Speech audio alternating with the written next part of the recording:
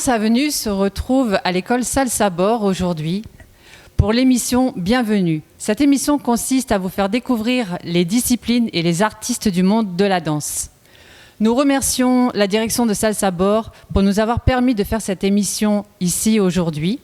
Et nous accueillons Clara Belenus qui va venir nous parler du street jazz moderne. Bonjour Clara.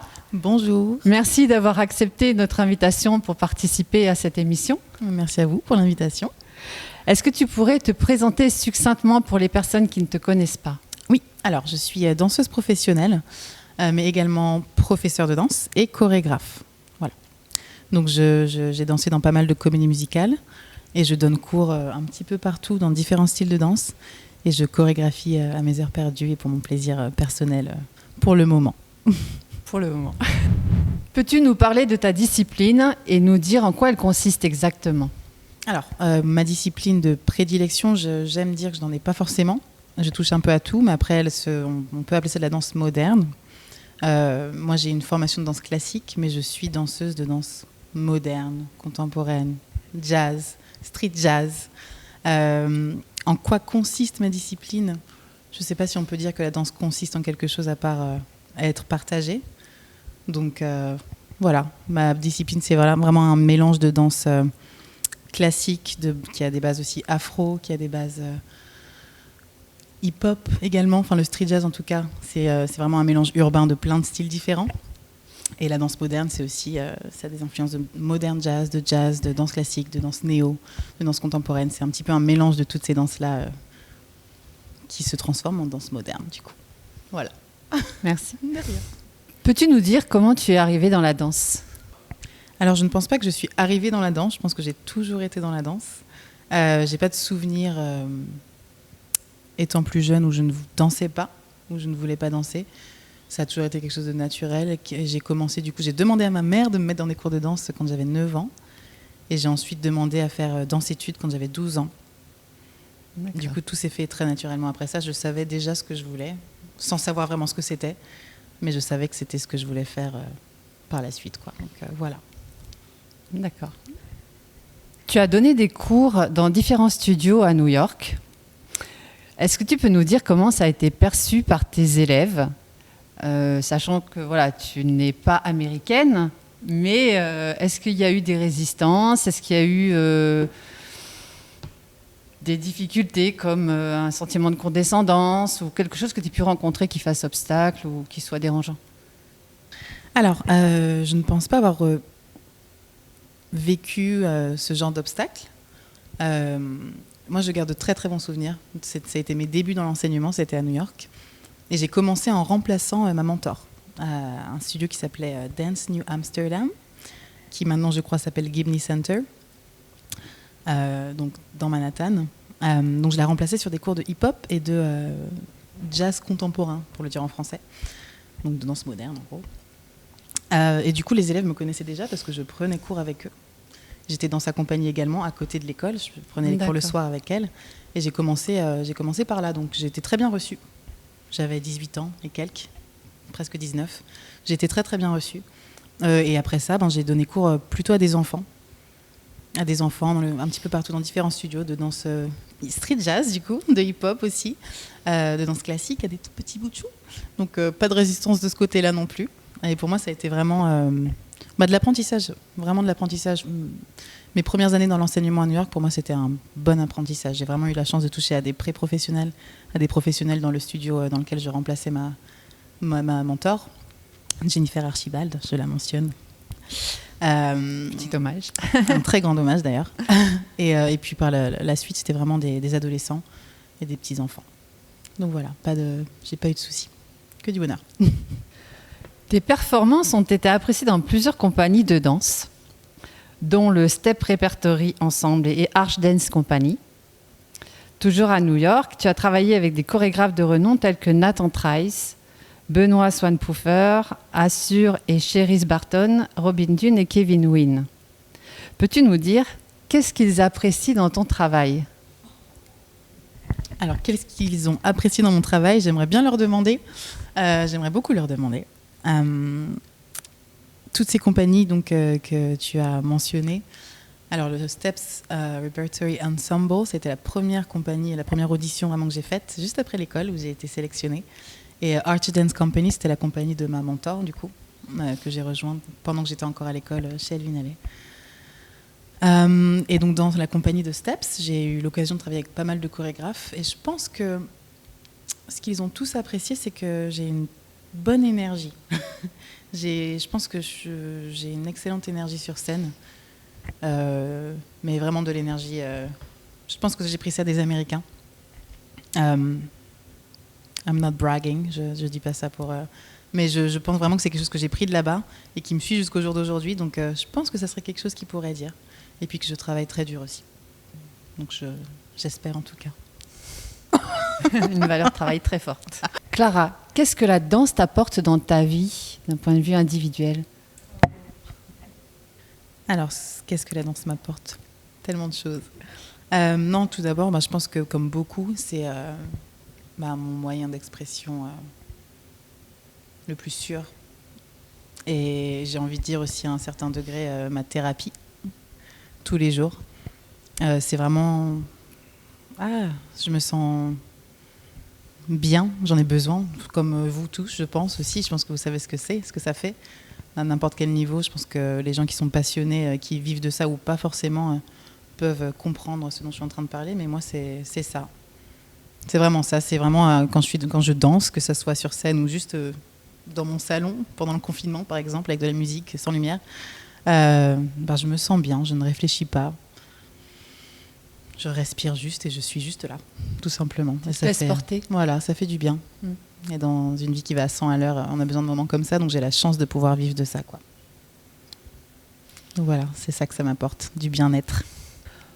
On dit de toi, Clara, que tu incites les danseurs à être dans leur individualité et à exacerber leurs atouts personnels.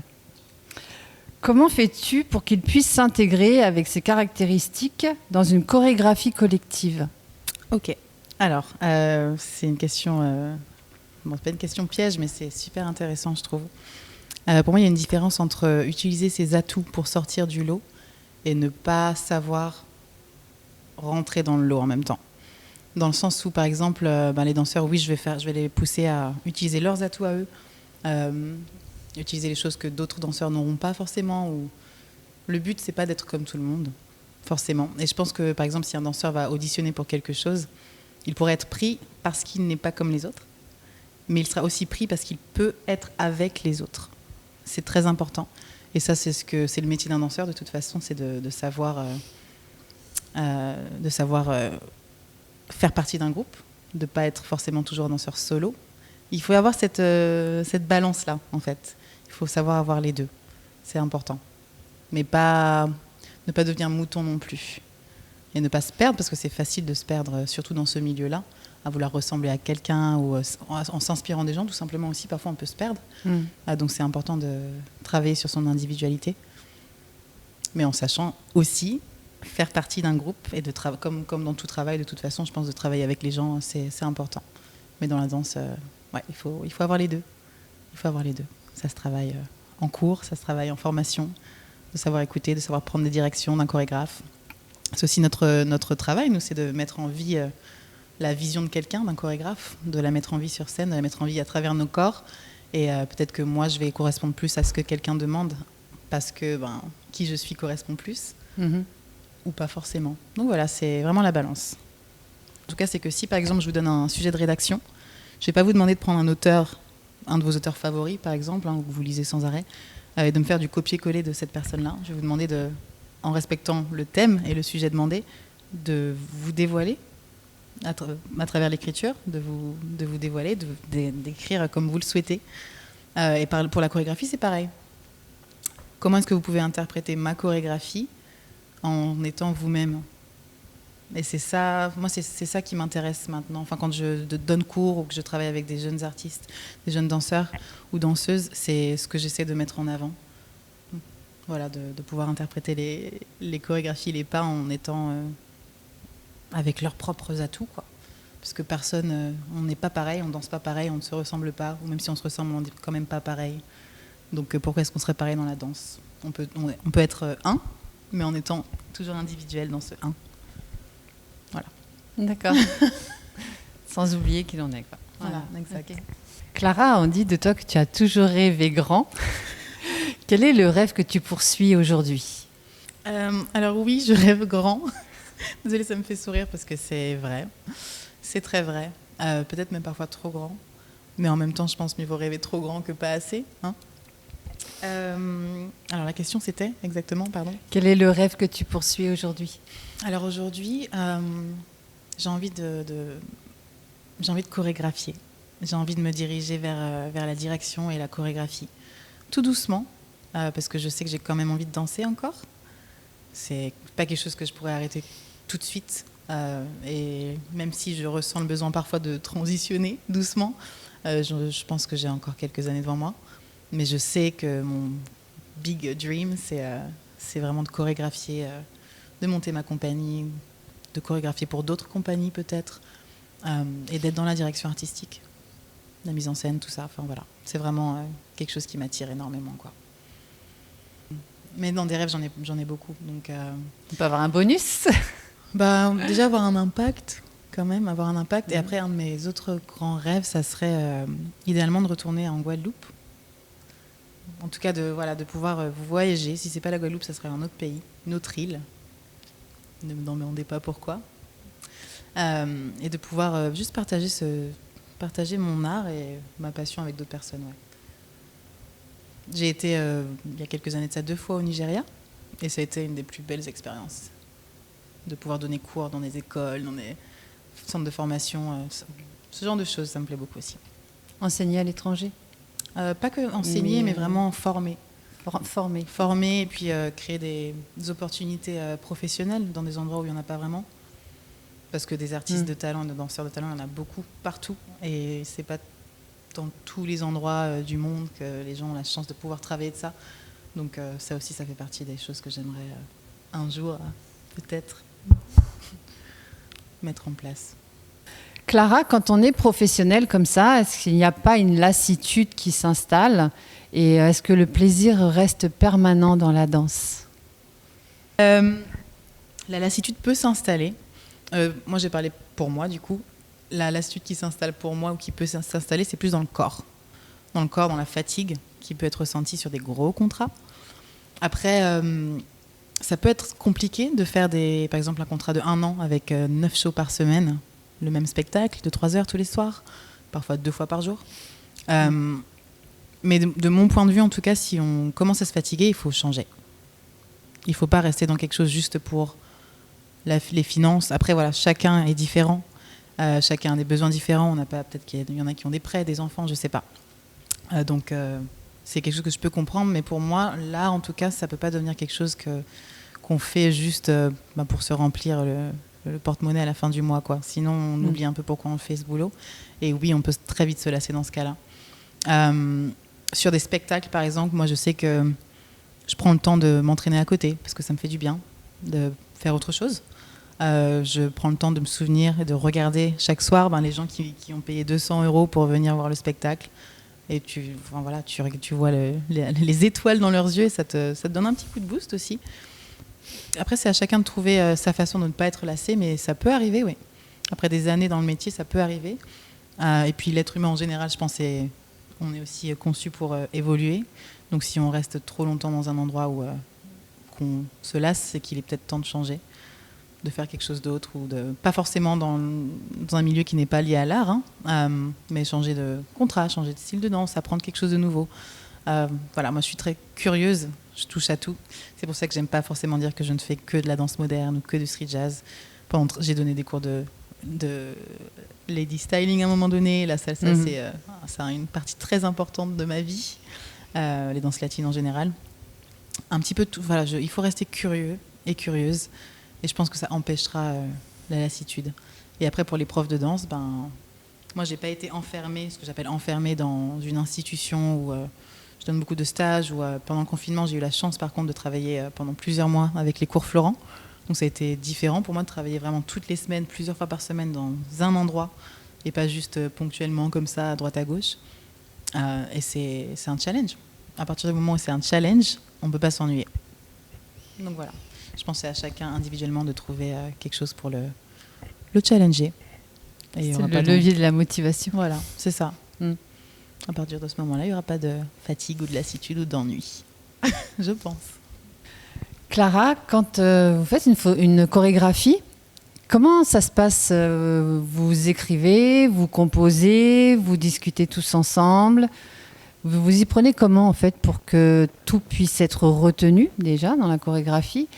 Et si on fait référence à un néophyte qui se pose des questions, savoir comment il doit retenir pour pouvoir arriver à un aboutissement, qu'est-ce que tu pourrais nous dire par rapport à ça, s'il te plaît?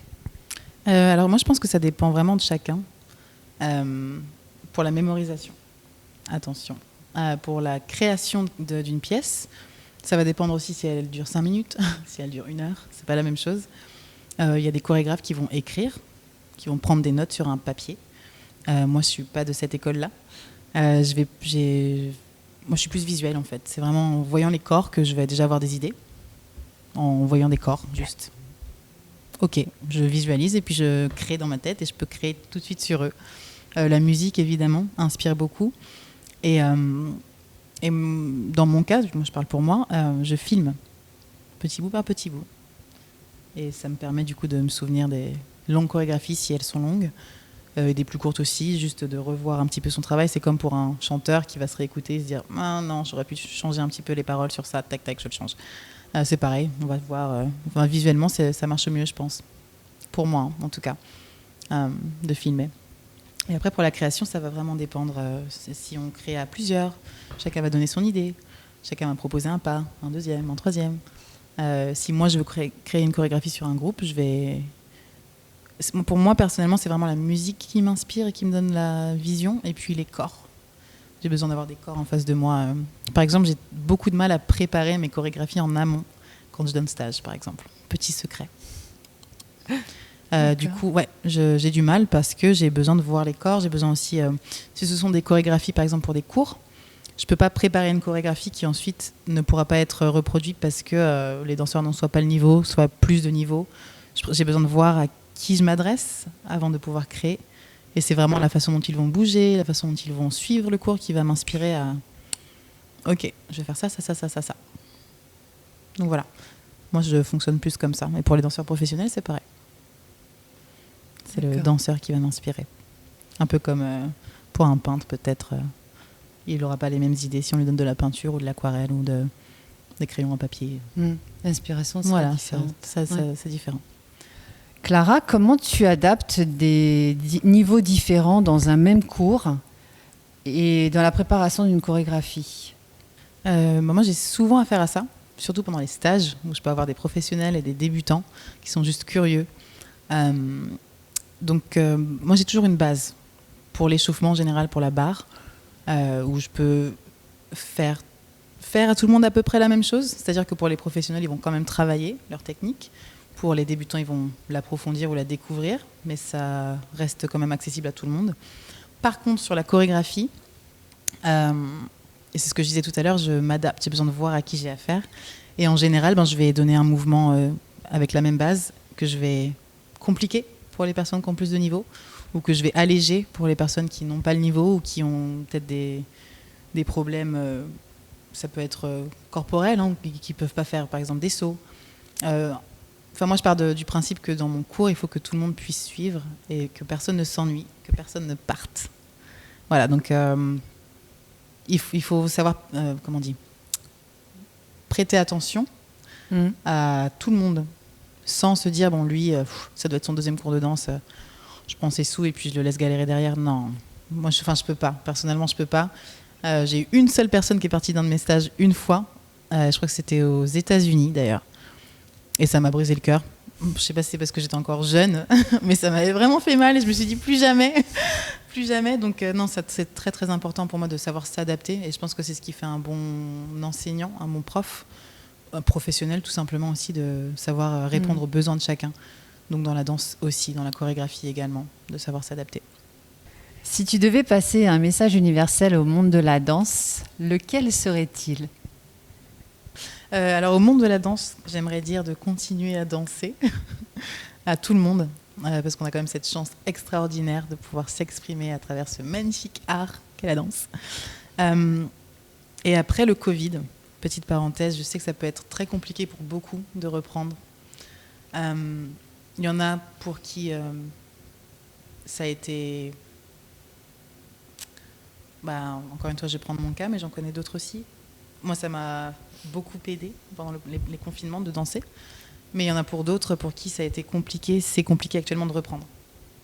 De danser juste parce que les corps ont changé, parce que le mental n'est plus aussi fort, que ce soit professionnellement ou pas. À tous les niveaux. Il y en a pour qui ont un peu baissé les bras. Alors que c'est quelque chose c'est quand même quelque chose qui nous fait du bien à la base. Donc juste de continuer à danser. Parce que on a quand même cette chance et ça, rien ne pourra nous l'enlever. Donc voilà, profitons. On a envie, alors dansons. Tellement corny. 4.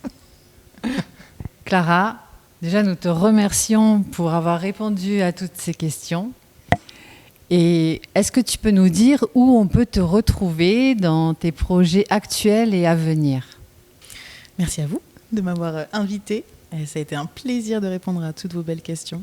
Alors, vous pouvez me retrouver à partir du mois de novembre au théâtre Mogador. Je serai sur le Roi Lion, donc sur Paris, dans la comédie musicale qui se rejoue à Mogador après 10 ans.